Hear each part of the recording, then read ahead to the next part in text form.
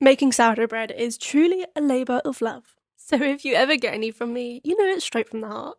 And because sourdough is alive, full of pre and probiotics, we're going to feed our starter first a couple hours beforehand. Now that my starter has doubled in size after a good about 6 hours in my kitchen because it's quite cold, I then begin by whisking it together with 150 grams of starter and 350 grams of water. Give it a little whisk and then add 500 grams of your preferred flour. I mix mine up with about 350 organic white and 150 organic einkorn. There should be no dry spots left in your dough. Then it is left covered for about 45 minutes.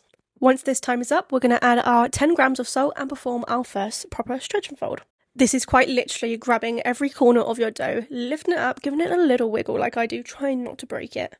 This helps the dough develop its gluten structure and give it a really good shape. You're going to perform this about 3 or 4 times every 30 to 45 minutes until your dough has really come together. Then let it rest overnight until doubled in size. This was me the next morning just before work.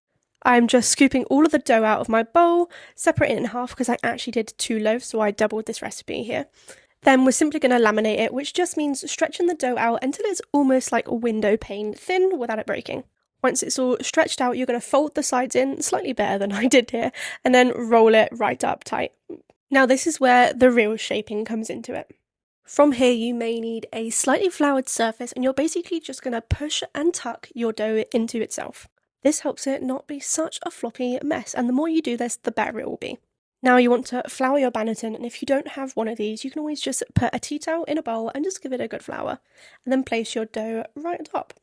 I like to put mine in the fridge for a bit so it firms up and it's easier to score, but you don't have to, you can do it straight away. Whilst that was going, I preheated my cast iron bread pan so it's piping hot. I get my dough out of the fridge when it's nice and firm, give it a quick little score, and simply place a couple ice cubes in and around the dough.